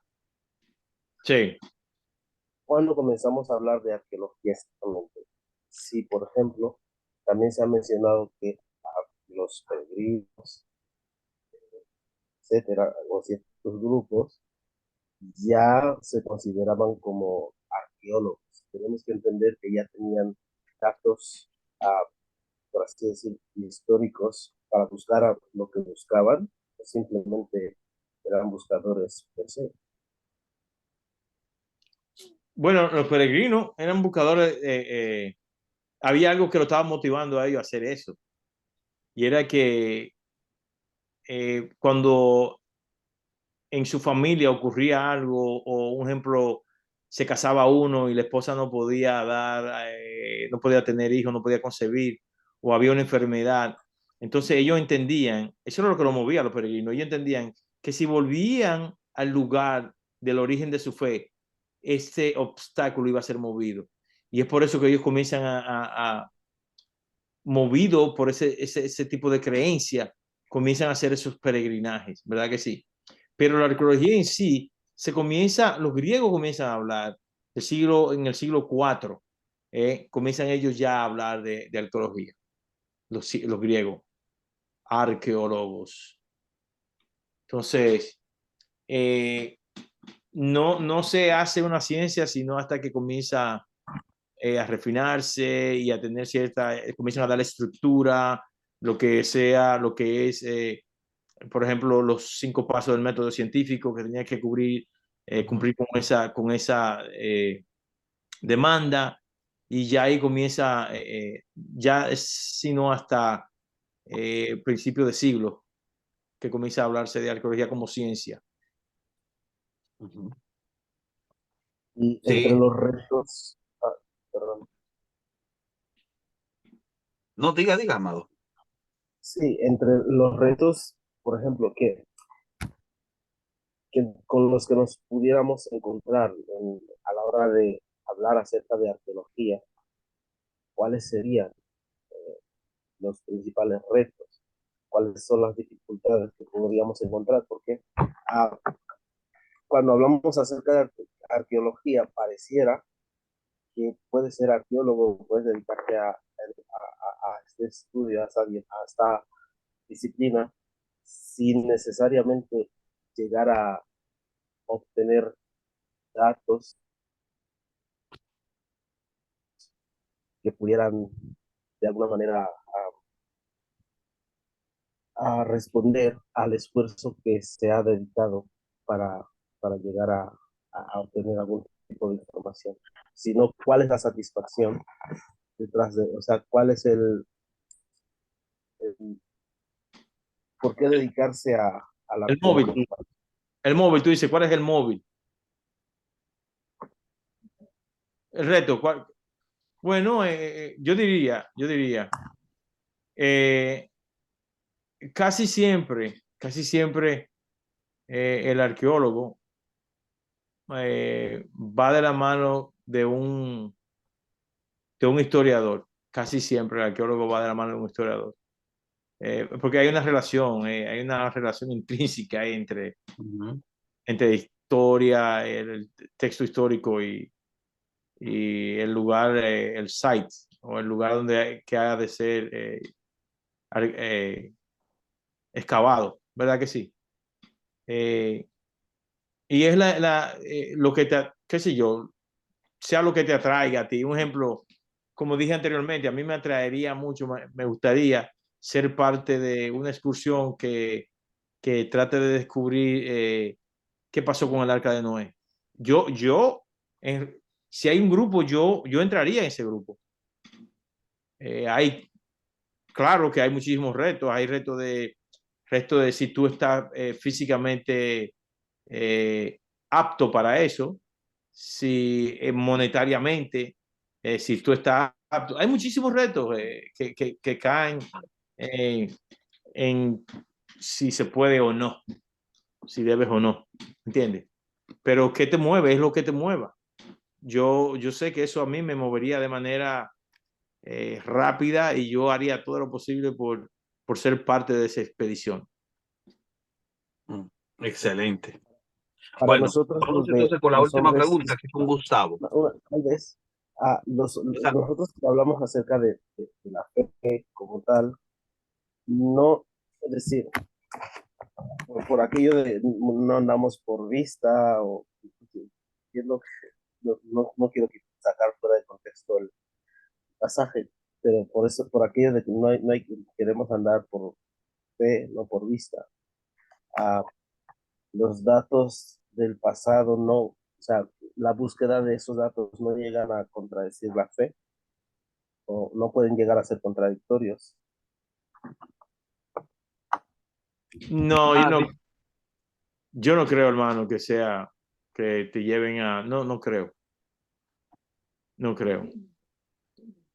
Porque como hablábamos, hemos estado hablando casi siempre que, un ejemplo, la arqueología, en este caso, la arqueología bíblica, los arqueólogos que no son cristianos, esa gran mayoría de judíos, ellos no son cristianos, ellos no son movidos por la fe.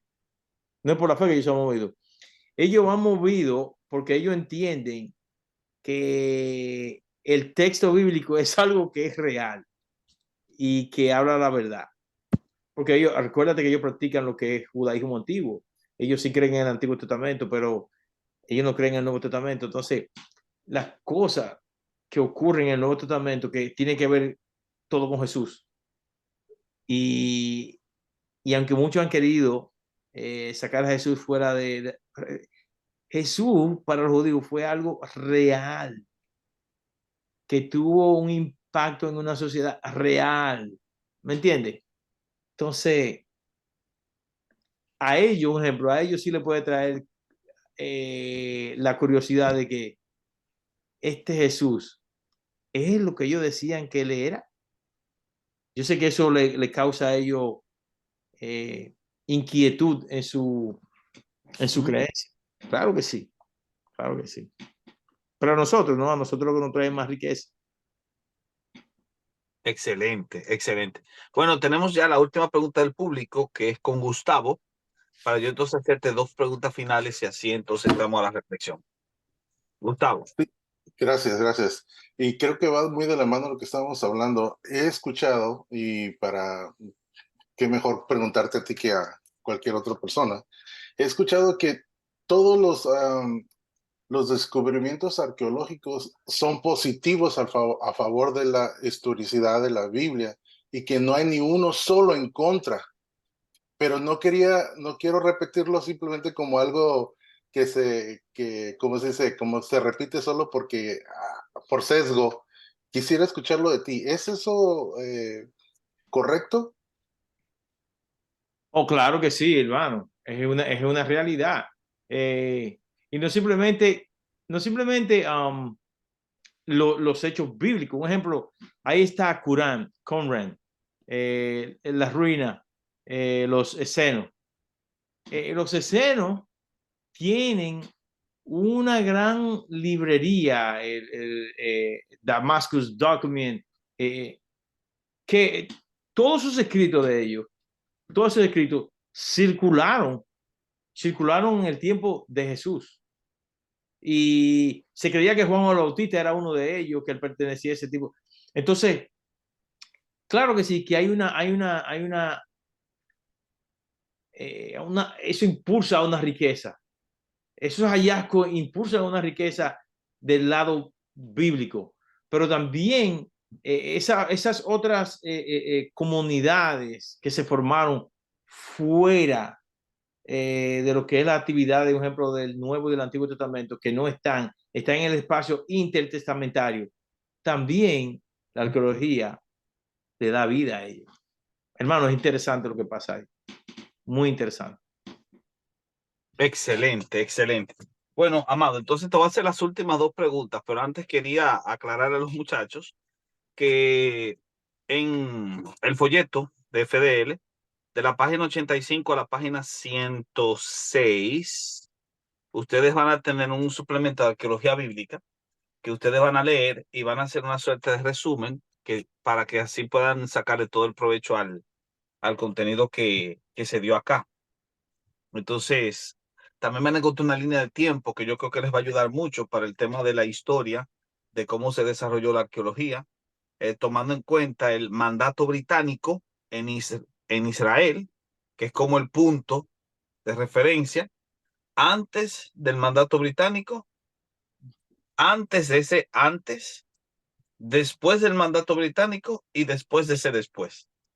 Ese sería como el punto fijo para uno poder hacer un estudio de cómo evolucionó la arqueología bíblica como tal, el desarrollo de la arqueología y luego entonces cómo se adecuó al estudio de las ciencias bíblicas como tal. Entonces el desarrollo histórico de la arqueología es muy rico y les va a permitir también tener un conocimiento amplísimo de cuáles fueron los mejores descubrimientos que se dieron ahí. Así que lo pueden consultar. Entonces, las dos preguntas que te tenía, Amado, son las siguientes. La primera pregunta es, ¿tú crees que existen dentro de lo que tiene que ver con el trabajo de la arqueología o del desarrollo arqueológico en la disciplina, ciertos sesgos que a veces pueden manejar algunos arqueólogos? Es decir, sesgos, por ejemplo, en el caso de la cronología, porque he escuchado, por ejemplo, Bernard Keller utiliza mucho la idea de que la cronología del Éxodo, por ejemplo, es de la época de, o que debería fecharse para el siglo XIII antes de Cristo, en la época de Ramsés II. Sí. Pero hay otros autores que prefieren hablar del Éxodo en la época de Amenhotep II, y están estos muchachos que en la década de los 60 o de los 70, Velikovsky y Corbin, promovieron la idea de que el Éxodo podría ser mucho más antiguo, en la época del faraón con Cádiz, de la 12ª dinastía. Pero generalmente la mayoría de los arqueólogos tienden a utilizar, cuando hacen un trabajo de cotejo, prefieren utilizar una de las tres, rechazan las otras dos y pareciera como que la adecúan de acuerdo al sesgo que tienen por una determinada cronología, aunque muchas veces esa cronología no se coteje con la realidad actual. No sé si me di a entender. Es decir, habrá sesgo incluso en la forma como ellos entienden sus descubrimientos a la luz de los marcos cronológicos, o tendrán que inclinarse por una cronología determinada y con ello entonces muestran un sesgo en ese sentido. Pero tú lo contestaste tú mismo, hermano. Claro, eso es, ¿cómo te digo?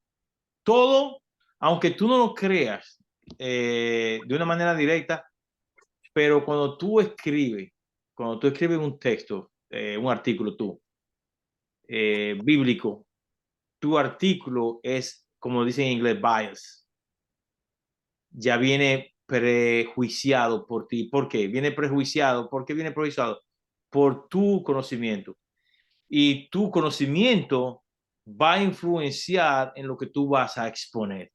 Entonces, dependiendo de qué crea el arqueólogo, tanto qué crea de religiosidad o su inclinación hacia cierta cultura, todo eso, eso va a influenciar en él y es lo que va a llevarlo a él a que él feche algo en tal o cual espacio de tiempo. Eso es así, eso no falla. Ok, entonces habría que tener también eso en cuenta a la hora, por ejemplo, de evaluar los hallazgos, y eso permitiría un enriquecimiento de las distintas apreciaciones. Me imagino que otro arqueólogo que asume una cronología distinta diría, no, pero no es así. Si lo fechamos en tal fecha, sí coincidiría. Lo digo porque, por ejemplo, el trabajo de Garstan en Jericó hizo ser cuestionado por Kenyon por Sí, un tema de fechas. Es sí, decir, de que Jericó, es verdad que había evidencia de que Jericó, los muros cayeron por una suerte de terremoto, de acuerdo a Garstan, pero Kathleen Kenyon asumía una cronología que es la cronología de Ramsés II, ¿verdad? O sea, que Ramsés II sería el faraón del Éxodo. Si es así, calculamos la fecha en la que Jericó fue invadida por los israelíes. De acuerdo a la fecha que tenemos, estaría deshabitada en esa época, y por lo tanto sí, el relato, el relato bíblico sería un invento, sí, porque la exactamente. ciudad no estaba habitada en el momento en que ellos llegaron. Pero cuando tú revisas la cronología y descubres que el éxodo es mucho más antiguo que, por ejemplo, la época del faraón Ramsés, que realmente sería la época de Amenhotep II, sí coincidirían las fechas, porque cuando calculamos en el siglo XIV, no en el XIII, el éxodo, cuando llegaron los israelíes, en el siglo XIV sí estaba habitada la ciudad de Jericó. Ya estaba Entonces, sí. como que depende mucho de a veces de la apreciación cronológica que tenga El arqueólogo. el arqueólogo en ese caso. Sí. Sí, como te dije anteriormente, eso va muy inclinado a su, aunque no lo crea, a su fe y a Ujú. y cuál es su inclinación cultural que él tenga. Eso, Entonces, la última pregunta que te quería hacer era, en el predominio de las escuelas arqueológicas que tienen dos tendencias claramente, la maximalista y la minimalista, sí. ¿cuál tú consideras que debería ser la mejor opción? ¿La escuela maximalista, que maxifica la idea de el cotejo de los descubrimientos para hacer que calcen justamente como dice el texto bíblico? ¿O la escuela minimalista, que trata de reducir todo impacto que pueda tener un descubrimiento arqueológico en pro de evidenciar apologéticamente que la Biblia tenía razón? ¿Cuál tú crees que sería? Porque me parece que las dos podrían tener problemas, pero eso soy yo que lo pienso así. ¿Qué tú piensas? No, yo lo que cuando el arqueólogo permite, que las ruinas, ¿verdad? Ujú. Las piedras, los hallazgos, cuando él permite que ellos hablen, porque las piedras hablan, cuando él permite que las piedras hablen, que las ruinas hablen, que las paredes comuniquen algo, eso es lo que hace justicia a la era, al espacio y al lugar donde se está trabajando cualquier sitio que se esté cavando, que le permita, eh, a los testigos físicos de esa época hablar. Esa es la opinión que yo tengo. Y vaya si hablan, Hablan, claro que sí, y vaya si hablan esos escombros. claro. Sí, creo que es también excelente. Eso nos ayudaría siempre a tener una correcta y objetivas conclusiones a la hora de presentar las evidencias. Y también nos permite, como decía el texto bíblico, entresacar lo precioso de lo vil. Creo que el extremo en el que llegó Finkelstein, por ejemplo, que es un minimalista a carta cabal, Sí, minimalista. hace que, hace que caiga en un sesgo tal que a veces él mismo se enceguece y no puede ver el testimonio de las piedras. Pero estaba, por ejemplo, el caso de Ron Wyatt, no sé si te acuerdas, Ron Wyatt, que a veces caía en excesos malsanos justamente porque se precipitaba en sus conclusiones. Creo que tal vez ese punto medio de escuchar las piedras es la mejor opción. Has hablado por 1000 años, amado.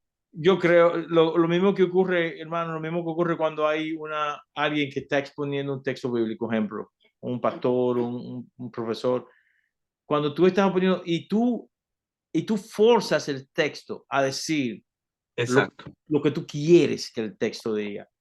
Cuando tú haces una eisegesis del texto, yo creo que eso no le hace justicia a la palabra de Dios. Lo que sí hace justicia es cuando tú haces una exégesis del texto y permite que el texto hable, que el texto diga. ¿Me entiendes? Eso es lo más esencial, lo más, O sea, me quedo con esta conclusión tuya, que entonces, en última instancia, el arqueólogo es un exégeta, pero es Sí, un pues, exégeta de los escombros, es un sí, exégeta de las piedras. sí, sí, Qué así mismo. bueno, qué bueno. Sí. Me, me gustó eso. Bueno, Amado, te dejo para la reflexión final entonces, porque esto fue un éxito y uno de los hermanos que después de su valoración de qué le pareció, qué le gustó. Así que tu reflexión, Amado. Bueno, de verdad, primeramente, de mucha satisfacción estar con ustedes. Espero que le haya servido de orientación de cómo es que funciona todo este aparatraje de la arqueología y que esto pueda servirle, como decía mi hermano, ¿qué fue que dijo George? O sobre que le pueda servir para su fe, el ver que los hallazgos abrazan lo que es el texto bíblico. Eso me gustaría que quede en sus corazones. Excelente, excelente. Bueno, mira, vamos a dejar al pastor Josué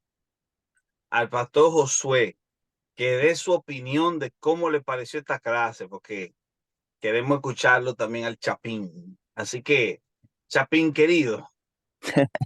Gracias, Pastor Néstor, qué gusto saludarlos y qué gusto saludarlos a todos. Pues una bendición porque básicamente todo lo que nosotros recibimos siempre ha sido bendición para el reino, ¿verdad?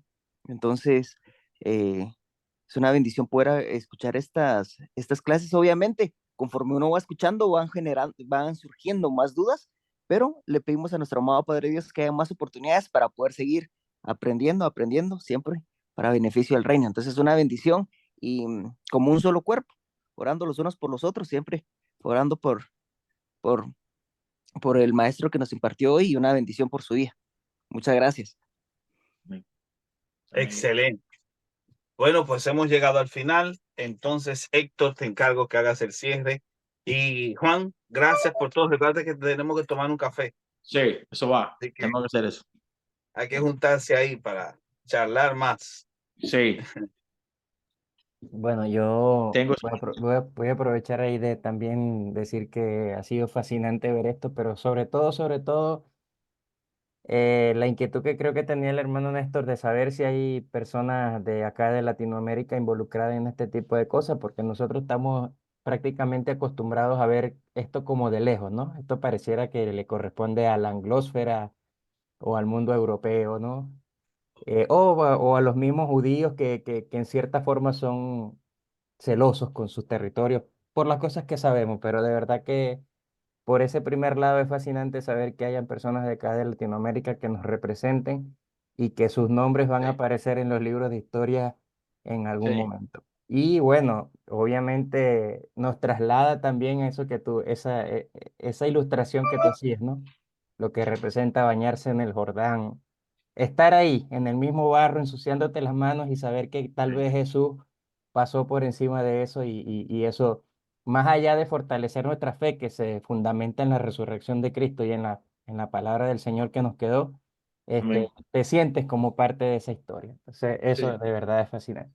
Y no sé si es que me mandaste a cerrar con oración o ya terminó la grabación. Con oración, sí, claro. Ya, perfecto. Oremos entonces. Padre, te damos toda la gloria y la honra una vez más, Señor, o más bien reconocemos que tú eres el único que merece ser exaltado y glorificado. Nuestras palabras, Señor, no son suficientes para poder expresar lo que realmente tú eres en nuestras vidas y lo que representas en este universo que has creado para nuestro disfrute. Qué bueno, Señor, saber que has dejado y has permitido, Señor, alcanzar evidencias que no solamente nos hablan de la verdad, sino que nos gritan que detrás de cada detalle tú estás allí, Señor, mostrándote. Qué bueno, Señor, saber que estamos cimentados sobre la roca que es Cristo Jesús y que a medida que avanzamos en este proceso de conocerte y de estudiar teología, cada día más, Señor, podemos sentirnos maravillados y bendecidos por tener esta oportunidad y este privilegio. Te pido, Señor, que lo que hoy hemos aprendido no sea para exaltar nuestro ego, Señor, sino para venir más en humillación delante de ti y saber que cuán grandes cosas has hecho y aún así, Señor, tú con tu grandeza te has acercado a nosotros. Qué bueno saber que por medio de tu Hijo has salvado nuestras almas y nos has permitido, Señor, acercarnos al Creador de todas las cosas. Bendice a cada uno de mis hermanos, ayuda a que esta enseñanza, Señor, se fortalezca en nuestros corazones y en nuestras mentes y que sirva para también edificar a otros y llevar a otros a tu presencia. Bendice a Néstor, bendice al hermano Juan, que hoy ha sido el encargado de darnos esta enseñanza y que cada uno, Señor, pueda llevarlo como una reflexión personal a su vida. En el nombre de Jesús te damos gracias y te bendecimos. Amén. Amén. Gracias, Juan. Y avisamos a los hermanos que esta clase va a estar grabada y va a estar en YouTube en un momento dado. El hermano Héctor se encargará Y el sábado hay un cierre espectacular, culto unido, porque vamos a tener a Edgar Pacheco hablando de retórica para finalizar con la materia de apologética. Así que gracias, señores, por todo. Y Juan, hay que juntarse, de verdad, que no hemos quedado juntarnos y no nos juntamos.